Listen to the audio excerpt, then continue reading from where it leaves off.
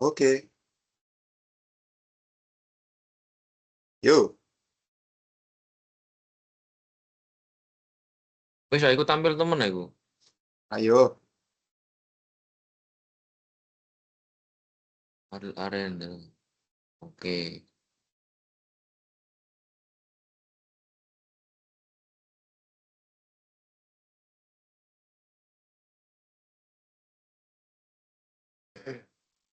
Wis ya dimulai ya. Yuk. Baik, assalamualaikum warahmatullahi wabarakatuh. Eh, Sebelumnya perkenalkan nama saya Muhammad Alvan dan rekan saya. Ariel Arendra. Baik, di sini sebelumnya terima kasih pada Bapak Adib selaku dosen pengampu mata kuliah teori peluang.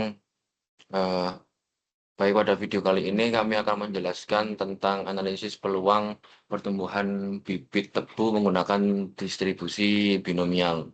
Dalam studi kasus kali ini kami gunakan adalah sebuah lahan pertanian yang seluasnya 100 meter persegi yang ditanami 800 bibit tebu.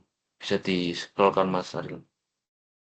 Sambil saya jelaskan, berdasarkan data musim tanam sebelumnya, peluang satu bibit tebu tumbuh dengan baik itu hanya sekitar 0,8, yang dimana setiap bibit itu hanya memiliki dua kemungkinan, yaitu bibit antara bibit tumbuh atau bibit tidak tumbuh. Kemudian antar bibit juga dianggap saling independen, yang dimana permasalahan ini sesuai dengan yang dimodelkan menggunakan distribusi binomial. Dalam pengubah acak X yang didefinisikan sebagai jumlah bibit tebu itu sendiri yang tumbuh dengan baik adalah 800 bibit, dengan yang ditanam sebagai parameternya adalah N itu 800, kemudian yang B-nya itu adalah 0,8, maka pengubah acak tersebut dapat dituliskan sebagai X berdistribusi binomial 800 sebagai N, kemudian 0,8 sebagai P tadi. Selanjutnya perhitungan mean dan variansi akan dijelaskan oleh rekan saya. Baik, terima kasih waktunya. Saya akan menjelaskan bagian perhitungan pada penelitian ini. Yang pertama yaitu kita akan menghitung peluangnya. Nah, kami menghitung peluang tepat 640 bibit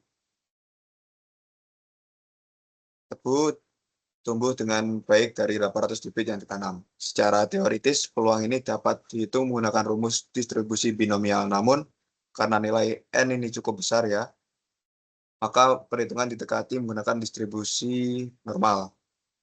Nilai mean dari distribusi ini adalah 640 dan simpangan bakunya sekitar 11,31. Dengan menggunakan koreksi kontinuitas, diperoleh peluang bahwa tepat 640 bibit tumbuh sebesar 0,035 ini atau sekitar 3,5%. Baik, untuk selanjutnya yaitu menghitung mean dan variansi. Di sini mean dari distribusi binomial itu menggunakan rumus EX sama dengan NP, yaitu 800 dengan N 800 dan P itu 0,8, maka diperoleh nilai mean sebesar 640. Lanjut, kita menghitung variansi dari distribusi binomial, yaitu variansi dari distribusi binomial dihitung dengan rumus var X NP min V sama dengan 800 NP 1 min dan rumus NP 1 min P dengan sehingga diperoleh nilai variansi sebesar 128. Nah, terus kita langsung ke interpretasi hasil. Nah, jadi nilai main menunjukkan bahwa rata-rata jumlah bibit tebu yang tumbuh adalah 640 bibit, sedangkan nilai variansi menunjukkan tingkat penyebaran jumlah bibit tebu yang tumbuh terhadap nilai rata-ratanya. Dengan demikian, distribusi binomial dapat digunakan untuk memberikan gambaran statistik mengenai keberhasilan pertumbuhan bibit tebu dalam satu peta sawah. Jadi seperti itu.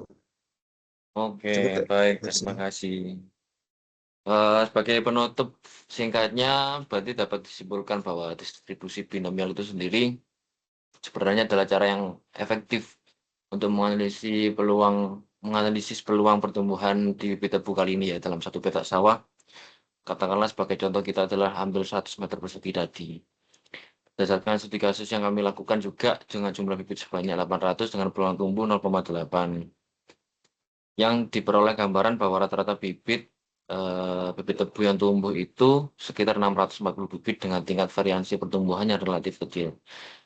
Jadi secara singkatnya hasil analisis ini juga diharapkan memberikan gambaran statistik yang jelas menjadi bagian bahan evaluasi tentunya dalam perencanaan dalam pengolahan penanaman bibit tebu agar memperoleh hasil yang lebih optimal.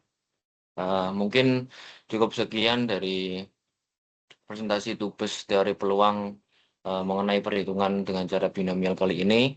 Kurang lebihnya mohon maaf. Wassalamualaikum warahmatullahi wabarakatuh. Terima kasih.